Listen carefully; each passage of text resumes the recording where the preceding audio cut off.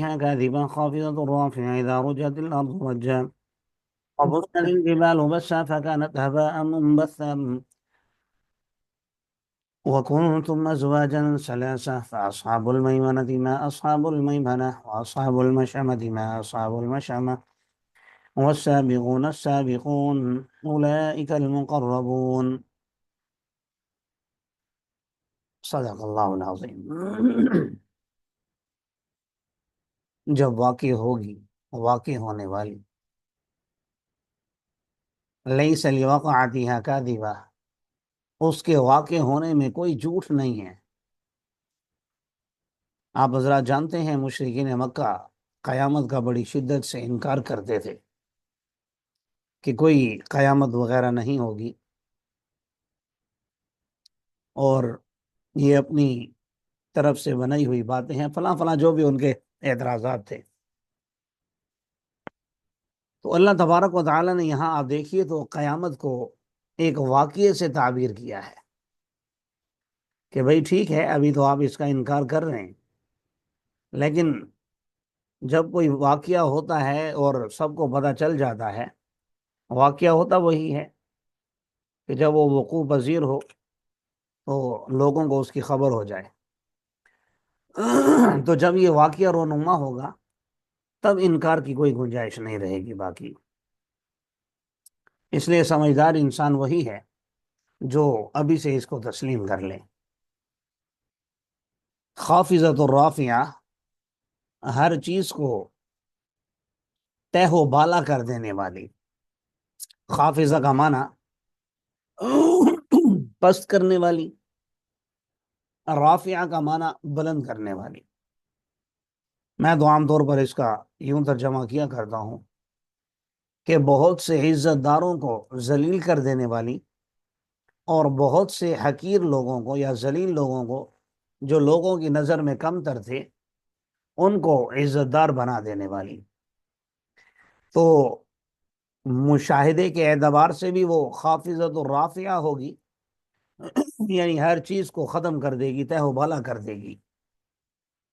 اور جو دوسرا میں نے ترجمہ کیا ہے، ظاہر ہے وہ بھی وہاں پر اس کا ظہور ہوگا حساب کتاب میں، کہ بہت سے لوگ جو دنیا میں سردار تھے، بادشاہ تھے، ان کے آگے پیچھے نوکر چاکر، بڑا حساب کتاب تھا، لیکن قیامت کے دن ان کو کوئی پوچھنے والا نہیں ہوگا۔ اور بہت سے ایسے لوگ جنہیں دنیا میں کوئی نہیں پوچھتا تھا، کوئی نہیں جانتا تھا، وہاں وہ بڑی اچھی مسندوں پر بیٹھے ہوں گے۔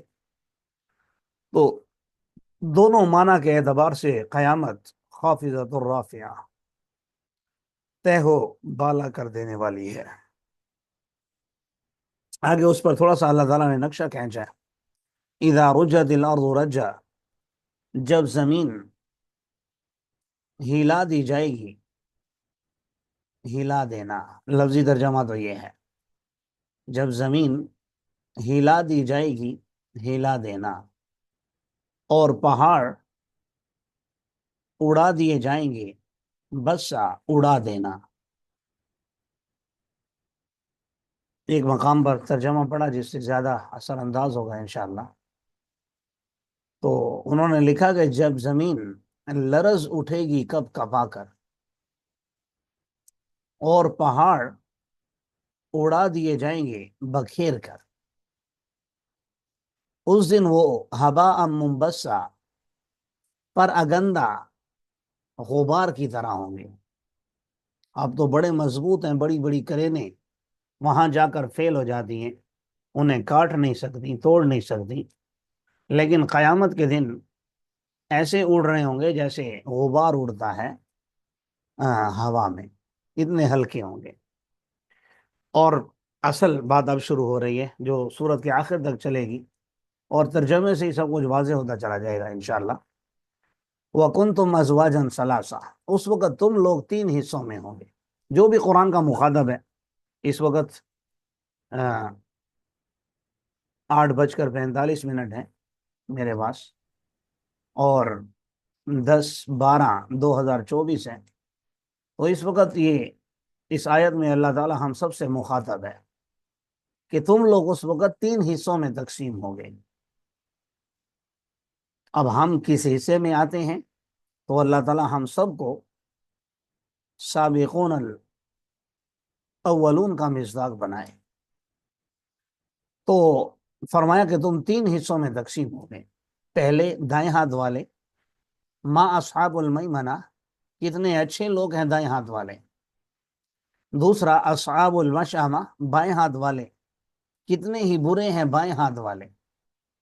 والسابقون السابقون، اور سابقون کی دوڑ، کیا ہی بات ہے، یہی لوگ ہیں جو مقرب ہوں گے، نعمتوں کے باغات میں ہوں گے۔ سلۃ من الاولین وقلیل من الاخرین، ایک بڑی جماعت پہلوں میں سے اور ایک چھوٹی جماعت آنے والوں میں سے۔ اچھا، یہاں میں اتنی وضاحت کر دوں تاکہ بات تھوڑی سی کھل جائے کہ دائیں ہاتھ والے جن کا نامہ اعمال دائیں ہاتھ میں ملے گا، اہل جنت۔ بائیں ہاتھ والے جن کا نامہ اعمال بائیں ہاتھ میں ملے گا، یعنی اہل جہنم۔ اور سابقین جو اہل جنت میں اعلیٰ درجات پر فائز ہوں گے، وہ مراد ہیں۔ باقی یہاں ایک جملہ کہا سلۃ من الاولین وقلیل من الاخرین، اور آگے اصحاب الیمین کے آخر میں آ رہا ہے